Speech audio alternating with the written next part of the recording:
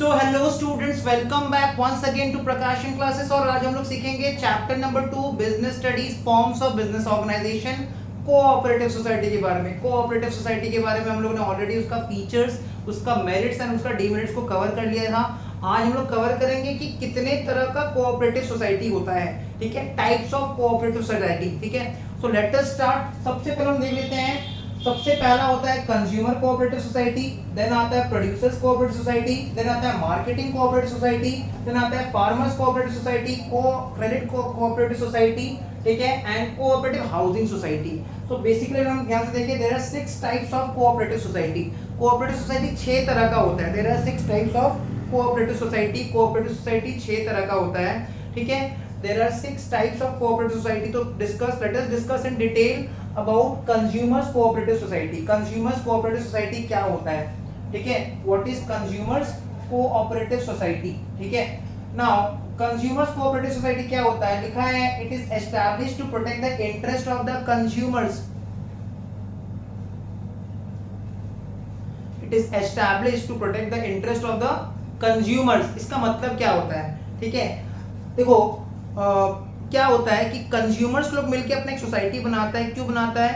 Consumers लोग decide करता है कि वो लोग डायरेक्टली क्या करेगा ना, जो मैन्युफैक्चरर है उससे खरीदेगा। मैन्युफैक्चरर गुड्स को बनाता है, प्रोडक्शन करता है, मैन्युफैक्चरर गुड्स सेल करता है डिस्ट्रीब्यूटर को अपना प्रॉफिट रख के। डिस्ट्रीब्यूटर क्या करता है, अपना गुड्स सेल करता है होलसेलर को, वो भी अपना प्रॉफिट रखता है। होलसेलर क्या करता है, अपना गुड्स सेल करता है रिटेलर को, वो भी अपना प्रॉफिट रखता है। रिटेलर कंज्यूमर को बेचता है। तो बीच में बहुत सारे लोग मिडिलमैन इन्वॉल्व है, ठीक है, मिडिलमैन इन्वॉल्व है। और मिडिलमैन के इन्वॉल्वमेंट के कारण जो प्रॉफिट है ना, वो बहुत ज्यादा ही लग जा रहा है, ठीक है। तो ये प्रॉफिट एलिमिनेट हो जाएगा अगर हम लोग डायरेक्टली क्या करेंगे, प्रोड्यूसर से गुड खरीदेंगे, ठीक है। अगर हम डायरेक्टली मैन्युफैक्चरर से गुड खरीदते हैं बल्क में, तो बीच में जिनका जिनका प्रॉफिट लग रहा था वो एलिमिनेट हो जाएगा, जिससे प्रोडक्ट क्या हो जाएगा, सस्ता हो जाएगा, कॉस्ट इफेक्टिव हो जाएगा, कॉस्ट कम हो जाएगा, कॉस्ट कर्टेल हो जाएगा। फिर से बता रहे हैं, कंज्यूमर्स ने अपने एक सोसाइटी बनाया है। क्यों बनाया है? कंज्यूमर्स ने देखा है कि हम लोग अगर रिटेलर से खरीदते हैं, रिटेलर तो पहले उसने होलसेलर से खरीदा होगा, होलसेलर ने डिस्ट्रीब्यूटर से खरीदा होगा, डिस्ट्रीब्यूटर ने मैन्युफैक्चरर से खरीदा होगा। इसको बोलते हैं सप्लाई चेन। क्यों ना एक काम करें कि हम लोग बल्क में डायरेक्टली मैन्युफैक्चरर से खरीदें, ठीक है। तो बीच में जिनका जिनका प्रॉफिट इंक्लूडेड था वो हट जाएगा। तो जिनका जिनका मिडिलमैन, जिनका प्रॉफिट इंक्लूडेड था, इनको हम लोग क्या बोलते हैं, मिडिलमैन। मैन्युफैक्चरर ने गुड्स किसको बेचा है, डिस्ट्रीब्यूटर को। डिस्ट्रीब्यूटर ने किसको बेचा है, होलसेलर को। होलसेलर ने किसको बेचा है, रिटेलर को। रिटेलर बेचता है कंज्यूमर को। तो सबका प्रॉफिट इंक्लूडेड है, जो फाइनल सेलिंग प्राइस में सबका प्रॉफिट इंक्लूडेड है। तो अगर हम लोग कंज्यूमर्स लोग मिलके बल्क में सामान खरीदें, बल्क में गुड्स खरीदें डायरेक्टली, किससे, प्रोड्यूसर से, मैन्युफैक्चरर से, इससे क्या होगा कि जो बीच में प्रॉफिट इंक्लूडेड है ना, वो एलिमिनेट हो जाएगा, ठीक है। मिडिलमैन्स का जो प्रॉफिट इंक्लूडेड है that will be eliminated and the cost will be relatively laser, ठीक है, कॉस्ट कर्टेल हो जाएगा, कॉस्ट कम हो जाएगा। क्लियर? तो मिडिलमैन का जो प्रॉफिट इंक्लूडेड है ना, उसको एलिमिनेट कर देता है। ये सोसाइटी किसको हेल्प करने के लिए बनाया जाता है, कंज्यूमर को हेल्प करने के लिए, ठीक है। कंज्यूमर कोऑपरेटिव सोसाइटी किसको हेल्प करने के लिए बनाया जाता है, ये बेनिफिट किसको देता है, किसके लिए काम करता है, कंज्यूमर्स के लिए।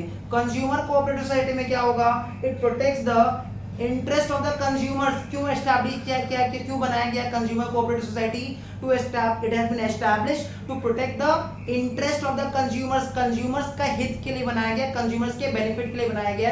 कंज्यूमर्स कोऑपरेटिव सोसाइटी में क्या होता है कि हम लोग क्या करते हैं, बल्क में गुड्स खरीदते हैं, मतलब ज्यादा क्वांटिटी में गुड्स खरीदते हैं डायरेक्टली, किससे, प्रोड्यूसर से, मैन्युफैक्चरर से। इससे क्या होगा कि मैन्युफैक्चरर से जब हम डायरेक्टली गुड्स खरीदेंगे तो कॉस्ट बहुत कम आएगा। बीच में जो लोग गुड्स खरीद रहे थे आगे जाके बेच दे रहे थे, उनका प्रॉफिट एलिमिनेट हो जाएगा। जैसे डिस्ट्रीब्यूटर, होलसेलर, रिटेलर, इनको हम लोग मिडिलमैन बोलते हैं। क्या बोलते हैं इनको हम लोग, मिडिलमैन। तो मिडिलमैन का प्रॉफिट एलिमिनेट हो जाएगा, तो अपने आप क्या हो जाएगा, प्रोडक्ट का जो कॉस्ट है वो कम हो जाएगा। तो आइए इसको पढ़ लेते हैं, क्या लिखा हुआ है।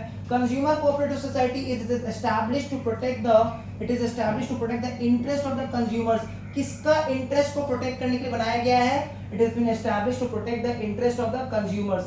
It seeks to eliminate the middleman. ठीक है, middleman को eliminate कर देता है by establishing a direct link with the producers.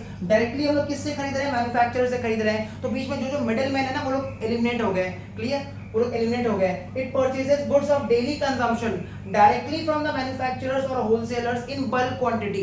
ठीक है, तो डेली कंजम्पशन के लिए गुड्स लगता है, कंज्यूमर्स क्या करते हैं? डेली कंजम्पशन के लिए गुड्स खरीदते हैं. ठीक है, हम लोग अगर थोड़ा थोड़ा करके खरीदेंगे ना तो गुड्स महंगा पड़ेगा, ज्यादा करके खरीदेंगे ना तो हम लोग को डिस्काउंट मिलता है. इसको बोलते हैं इकोनॉमीज ऑफ स्केल. ठीक है, इसको क्या बोलते हैं? Economies of scale. ठीक है, तो बल्क में खरीदने से हमको थोड़ा सामान सस्ता मिलता है, डिस्काउंट मिलता है. ठीक है, तो कंज्यूमर्स कोऑपरेटिव सोसाइटी क्या कर रहा है? ये डायरेक्टली गुड्स परचेज कर रहा है. किससे? किससे परचेज कर रहा है? मैन्युफैक्चरर से, प्रोड्यूसर से, होलसेलर से. बल्क क्वांटिटी में गुड्स खरीद रहा है. बल्क क्वांटिटी मतलब ज्यादा क्वांटिटी में गुड्स खरीद रहा है. ठीक है, and sells them to the members at reasonable price. और मेंबर्स में बेच दे रहा है एट रीजनेबल प्राइस. मतलब ये जो सोसाइटी बनाया गया है, जो कोऑपरेटिव सोसाइटी बनाया गया है, ये किसको हेल्प कर रहा है?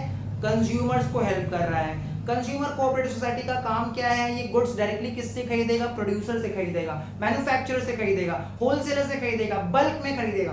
ठीक है, बल्क में गुड्स खरीदेगा, ज्यादा क्वांटिटी में खरीदेगा और यही गुड्स को रीजनेबल प्राइस पे, मतलब सही दाम पे, ठीक है, मतलब कम दाम पे बेच देगा. किसको? मेंबर्स में बेच देगा. क्लियर. फिर क्या लिखा है? Profits are distributed among the members. Profits जो भाई जो हमको सस्ता पड़ा, मान लो हम ये मार्केट पेन डायरेक्टली खरीदते हैं 30 रुपया में. ठीक है, क्योंकि हमने कोऑपरेटिव सोसाइटी से खरीदा है, ठीक है, तो हमको ये 20 रुपीज का पड़ा है, तो मेरा प्रॉफिट कितना हो गया? 10 रुपया. हमको कॉस्ट कम लगा, तो ऐसे करके बहुत सारा प्रॉफिट आएगा बिजनेस में. Such profit will be distributed among the members. वो प्रॉफिट क्या करेंगे? कोऑपरेटिव सोसाइटी में जो भी प्रॉफिट्स आता है वो मेंबर्स में ही बांट देते हैं. तो कंज्यूमर कोऑपरेटिव सोसाइटी में जो प्रॉफिट्स आएगा उसको भी मेंबर्स में ही बांट देंगे on the basis of capital contribution. जिसने जितना कैपिटल कंट्रीब्यूट किया है उसके बेसिस पे डिस्ट्रीब्यूट कर देंगे. ठीक है, on the basis of their capital contribution. So consumer cooperative society किसको हेल्प करने के लिए बनाया गया है? कंज्यूमर्स को हेल्प करने के लिए बनाया गया है. नेक्स्ट आता है प्रोड्यूसर्स कोऑपरेटिव सोसाइटी. नाम से समझ में आ रहा है कि किसको प्रोटेक्ट करेगा? किसका इंटरेस्ट प्रोटेक्ट करेगा? प्रोड्यूसर्स का. प्रोड्यूसर्स का इंटरेस्ट को प्रोटेक्ट करेगा. क्या क्या? प्रोड्यूसर मतलब जो मैन्युफैक्चरर है. मैन्युफैक्चरर को प्रोडक्शन करने के लिए रॉ मटेरियल चाहिए, इक्विपमेंट चाहिए, मशीनरीज चाहिए. ठीक है, रॉ मटेरियल इनपुट चाहिए. रॉ मटेरियल मतलब मटेरियल चाहिए, उसको मशीन चाहिए प्रोडक्शन करने के लिए. तो मटेरियल प्रोवाइड करवाना, मशीनरी प्रोवाइड करवाना, अलग अलग टूल्स प्रोवाइड करवाना, इक्विपमेंट प्रोवाइड करवाना, ये कोऑपरेटिव सोसाइटी का काम है. प्रोड्यूसर्स कोऑपरेटिव सोसाइटी किसको हेल्प करने के लिए बनाया गया है? प्रोड्यूसर्स को हेल्प करने के लिए बनाया गया है. प्रोड्यूसर्स कोऑपरेटिव सोसाइटी क्या काम करेगा? ये मशीनरी परचेज करेगा. ठीक है, वेरियस इनपुट्स ऑफ प्रोडक्शन जैसे मशीनरी परचेज करेगा, टूल्स परचेज करेगा. क्लियर. एट रीजनेबल प्राइस, कम दाम में परचेज करेगा. ठीक है, बल्क में खरीदेगा, कम दाम में खरीदेगा और अपना अपना जो प्रोड्यूसर्स है, जो मेंबर्स है उसमें उनमें इसको बेच देगा एट रीजनेबल प्राइस. क्लियर. तो यही बात लिखा हुआ है. क्या लिखा है? The main aim of this society is to help small producers. जो स्मॉल प्रोड्यूसर्स हैं, जो बहुत ज्यादा मात्रा पे बिजनेस नहीं कर रहे हैं, बहुत बड़ा स्केल पे बिजनेस नहीं कर रहे हैं. ठीक है, who can not easily collect various inputs of production. जो वेरियस इनपुट्स ऑफ प्रोडक्शन को कलेक्ट नहीं कर पाते हैं. वेरियस इनपुट्स ऑफ प्रोडक्शन का मतलब रॉ मटेरियल, जो रॉ मटेरियल कलेक्ट नहीं कर पाते हैं. And face problems in marketing, मतलब अपना प्रोडक्ट, क्योंकि भाई रॉ मटेरियल नहीं खरीद पाए तो हम अपना प्रोडक्ट बेच नहीं पाएंगे. हम रॉ मटेरियल नहीं खरीदेंगे तो अपना प्रोडक्ट बेच नहीं पाएंगे ना, तो हमको प्रॉब्लम होगा प्रोडक्ट को मार्केटिंग करने में, मतलब बेचने में. ठीक है, it purchases raw materials, tools, equipment and other items in large quantity. तो प्रोड्यूसर कोऑपरेटिव सोसाइटी क्या करता है? प्रोड्यूसर कोऑपरेटिव सोसाइटी क्या करेगा? रॉ मटेरियल परचेज करेगा, इक्विपमेंट परचेज करेगा, टूल्स परचेज करेगा, लार्ज क्वांटिटी में परचेज करेगा, बल्क में परचेज करेगा. ठीक है, प्रोड्यूसर कोऑपरेटिव सोसाइटी क्या करेगा? Raw material, tools, equipment bulk quantity में परचेज करेगा, लार्ज क्वांटिटी में परचेज करेगा. ठीक है, and provide these to their members at reasonable price. और मेंबर्स में ही बांट देगा. मेंबर्स को क्या करेंगे? कम दाम में रॉ मटेरियल परचेज करेंगे. ठीक है, सोसाइटी से कम दाम में रॉ मटेरियल परचेज करेंगे, मशीनरी परचेज करेंगे and also buys their output for sale. और मेंबर्स लोग, जब प्रोड्यूसर्स लोग, स्मॉल प्रोड्यूसर जब आउटपुट जनरेट कर लेंगे, प्रोडक्शन कर लेंगे, तो उनका आउटपुट, उनका प्रोडक्शन को कोऑपरेटिव सोसाइटी ही बेच देगा. ठीक है, इसका बेस्ट एग्जांपल है अमूल. ठीक है, आनंद मिल्क यूनियन लिमिटेड. ठीक है, Amul is the best example of producers cooperative society. हम लोग जो अमूल का प्रोडक्ट यूज करते हैं, आनंद मिल्क यूनियन लिमिटेड. ठीक है, that is a producers cooperative society. ठीक है, जो ऑल ओवर इंडिया जितना भी डेयरी प्रोडक्ट्स है उसको डिस्ट्रीब्यूट करने में, हेल्प करता है। क्लियर। नेक्स्ट आता है मार्केटिंग कोऑपरेटिव सोसाइटी। देखो मार्केटिंग वर्ड से कहीं ना कहीं सेलिंग का मतलब समझ में आता है। मार्केटिंग मतलब कोई किस चीज का मार्केटिंग करते हैं, जो बिकता है, मतलब जिसका सेल हो सकता है। मार्केटिंग कोऑपरेटिव सोसाइटी क्या लिखा है, it performs various marketing functions जैसे ट्रांसपोर्टेशन, मतलब तुम सोचो एक बार गुड्स का प्रोडक्शन हो गया, प्रोडक्शन से लेके उसको सेल करने तक जितना भी एक्टिविटी है वो सब मार्केटिंग में आ जाता है। एक बार गुड्स का प्रोडक्शन हो गया, ये पेन बन के रेडी हो गया, अब ये पेन को बना तो लिए हैं, इसको बेचना भी तो पड़ेगा। इसको पेन को हमने फैक्ट्री में बना लिया, अभी फैक्ट्री से निकलेगा, ये धीरे धीरे ट्रक में होके जाएगा, ट्रांसपोर्टेशन, ठीक है, डिस्ट्रीब्यूशन इसका होगा, एडवर्टीजमेंट करवाना पड़ेगा। तो जितना भी प्रोडक्शन से लेके सेल्स तक का जितना भी एक्टिविटी है उसको हेल्प करता है, ठीक है, उसको इनिशिएट करने में हेल्प करता है marketing cooperative society. It performs various marketing functions such as transportation, warehousing, मतलब बना बनाया गुड्स है, जो फिनिश गुड्स है उसको एक गोडाउन में रखना पड़ेगा, तो उसको क्या बोलते हैं, वेयर हाउसिंग। जो गुड्स बन गया उसका पैकिंग करवाना पड़ेगा, ग्रेडिंग करवाना पड़ेगा, मार्केटिंग रिसर्च करना पड़ेगा, ये प्रोडक्ट कहाँ कहाँ बिक सकता है, कहाँ कहाँ इसका ज्यादा डिमांड है, ठीक है, उस एरिया में ज्यादा सामान भेजना पड़ेगा, ज्यादा सेल वहां पे होगा। जैसे नॉर्थ इंडिया में गुड्स का डिमांड ज्यादा है तो नॉर्थ इंडिया के प्रोडक्शन ज्यादा करेंगे for the benefit of its members. The production of different members is pooled, मतलब बहुत सारे members का जो कोऑपरेटिव सोसाइटी के मेंबर्स है उनका प्रोडक्शन को हम लोग पूल्ड कर लेते हैं, मतलब जमा कर लेते हैं एक जगह, ठीक है, pool together and sold by the society at a good price. तो सोसाइटी क्या करता है, मार्केटिंग कोऑपरेटिव सोसाइटी क्या करता है, मेंबर्स का जो प्रोडक्शन है, जो आउटपुट है, जो गुड्स उन्होंने बनाया है उसको पूल्ड कर लेगा, अपने तरफ ले लेगा, एक जगह इकट्ठा कर लेगा और उसको बेचेगा सही दाम पे, मार्केट में बेच देता है। क्लियर। नेक्स्ट आता है फार्मर्स कोऑपरेटिव सोसाइटी। नाम से समझ में आ रहा है ये कोऑपरेटिव सोसाइटी बनाया गया है to help the small farmers, ठीक है, स्मॉल फार्मर्स को प्रोटेक्ट करने के लिए, उनको हेल्प करने के लिए सोसाइटी बनाया गया है। फार्मर्स कोऑपरेटिव सोसाइटी किसको हेल्प करने के लिए बनाया गया है, स्मॉल फार्मर्स को। भाई फार्मर्स को कल्टीवेशन करने के लिए हाई यील्डिंग वैरायटी सीड्स चाहिए, एचवाईवी सीड्स चाहिए, ठीक है, फर्टिलाइजर्स का दरकार है उनको, ठीक है, उनको थोड़ा बहुत लोन का भी दरकार है सीड वीड खरीदने के लिए, कल्टीवेशन करने के लिए उनको ट्रैक्टर वैक्टर खरीदना पड़ेगा। तो ये सब के लिए पैसा वैसा जुगाड़ करवाना, ये सब किसका काम है, फार्मर्स कोऑपरेटिव सोसाइटी का काम है। तो क्या लिखा है, the main aim of this society is to help small farmers, मतलब जिसके नाम से शुरू हो रहा है ना उसी के लिए बनाया गया है। फार्मर्स कोऑपरेटिव सोसाइटी का मेन एम क्या है, to help the small farmers को हेल्प करना, ठीक है। Small farmers join together and pool their resources, ठीक है, बहुत सारा फार्मर्स लोग एक साथ ज्वाइन करते हैं सोसाइटी को एज मेंबर्स, एंड वो लोग अपना रिसोर्सेज को दे देते हैं किसको, सोसाइटी को, ठीक है, for cultivating there land collectively, ठीक है, for cultivating there land collectively, समझ में आ रहा है, लैंड का कलेक्टिवली उसको कल्टीवेशन करने के लिए, ठीक है। It provides better quality seeds, मतलब ये सोसाइटी क्या करता है, better quality seeds, fertilisers, machineries मतलब ट्रैक्टर्स, ठीक है, and other modern techniques for cultivation of crop को कल्टीवेशन करने के लिए फार्मर कोऑपरेटिव सोसाइटी क्या करता है, tractors, HYV seeds, fertilisers provide करवाता है फार्मर्स को, ठीक है, एट रीजनेबल प्राइस। क्लियर। तो फार्मर्स कोऑपरेटिव सोसाइटी किसको हेल्प करने के लिए बनाया गया है, for helping small farmers. Next आता है क्रेडिट कोऑपरेटिव सोसाइटी। नाम से समझ में आ रहा है, क्रेडिट मतलब होता है उधार, ठीक है, तो क्रेडिट कोऑपरेटिव सोसाइटी का काम क्या है, ये जो स्मॉल बिजनेसेस हैं, ये मेंबर्स हैं, ठीक है, उनको क्या करेगा, ये क्रेडिट प्रोवाइड करवाएगा, मतलब लोन प्रोवाइड करवाएगा at low rate of interest, ठीक है, at low rate of interest, and उसको लोन प्रोवाइड करवाएगा, फाइनेंशियल हेल्प देगा।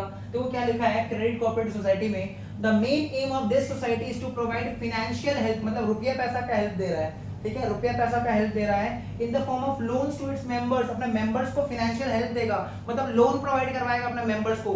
क्रेडिट कोऑपरेटिव सोसाइटी का काम क्या है, ये अपना मेंबर्स को लोन प्रोवाइड करवाएगा, फाइनेंशियल हेल्प दिलवाएगा, ठीक है। They provide loans to their members on easy terms and मतलब टर्म्स एंड कंडीशन को बहुत इजी रखा जाएगा, ठीक है, इजीली लोन अवेलेबल होगा, बहुत ज्यादा दिक्कत नहीं आएगा मेंबर्स को लोन लेने में, ठीक है, and reasonable low rate of interest, जो रेट ऑफ इंटरेस्ट होगा ना लोन के ऊपर उसको भी बहुत कम रखा जाएगा, जिससे मेंबर्स के लिए लोन सस्ता हो जाए, जब इंटरेस्ट का रेट सस्ता लगेगा तो लोन सस्ता हो जाएगा, और ये बेनिफिट प्रोवाइड करेगा किसको, क्रेडिट कोऑपरेटिव सोसाइटी अपने मेंबर्स को बेनिफिट प्रोवाइड करता है, इनको लोन दिलवाता है सस्ता में, कम रेट पे लोन दिलवाता है and easy terms and condition पे लोन दिलवाता है। Last but not the least cooperative housing society.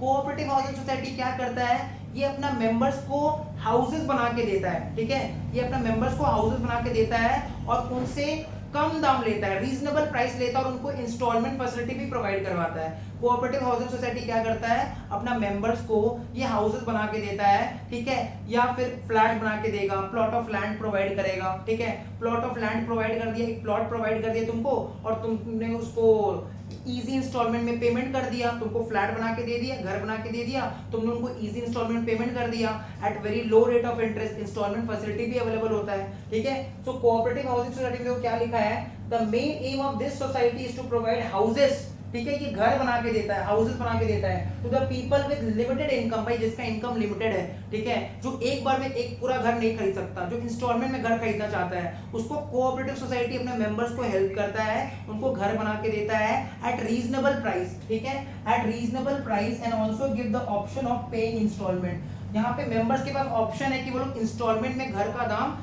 आसान किस्तों में पेमेंट कर सकते हैं, ठीक है। जैसे मान लो घर 40 लाख रुपया का है, तो किसी के लिए तो एक बार में 40 लाख रुपया देना पॉसिबल नहीं है, तो उनको क्या कर दिया जाएगा, इंस्टॉलमेंट फैसिलिटी प्रोवाइड किया जाएगा, ठीक है, जिससे वो लोग इजीली घर परचेज कर पाएंगे, इंस्टॉलमेंट में उसका पेमेंट कर पाएंगे और उनके लिए ये इजी रहेगा। तो कोऑपरेटिव सोसाइटी का काम क्या है, कि अपने मेंबर्स को घर बना के देगा, प्लॉट ऑफ लैंड प्रोवाइड करेगा, प्लॉट प्रोवाइड करेगा जिसपे मेंबर अपना घर बनवा सकता है, घर बनाया बनाया घर खरीद सकता है, इंस्टॉलमेंट में पेमेंट कर सकता है, इंटरेस्ट लो लगेगा, low rate of interest, it constructs flats, ठीक है, फ्लैट बना के देता है, इट कंस्ट्रक्ट्स फ्लैट और provide plots to members on which members themselves can construct the house, ठीक है, या तो फ्लैट बना के देगा या तो प्लॉट प्रोवाइड करेगा जिसमें मेंबर अपने हिसाब से, अपने चॉइस के हिसाब से अपना जो घर है वो बना के रहेगा वहां पे।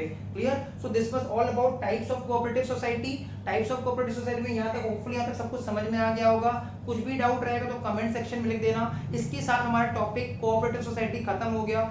नेक्स्ट टॉपिक हम लोग स्टार्ट करेंगे जॉइंट स्टॉक कंपनी, उसको भी डिटेल में पढ़ेंगे, एक एक पॉइंट को पढ़ेंगे, एक एक पॉइंट आपको समझाएंगे, ठीक है। वीडियो पसंद आ गया तो वीडियो को समझ में आ गया तो वीडियो को लाइक कर दो, चैनल को सब्सक्राइब करो नए हो तो, वीडियो को शेयर करो अपने फ्रेंड्स के साथ। और पूरा बिजनेस स्टडीज, आई रिपीट, पूरा business studies class 11 will be uploaded only on this YouTube channel. So मिलते हैं नेक्स्ट वीडियो में, टिल देन बाय बाय।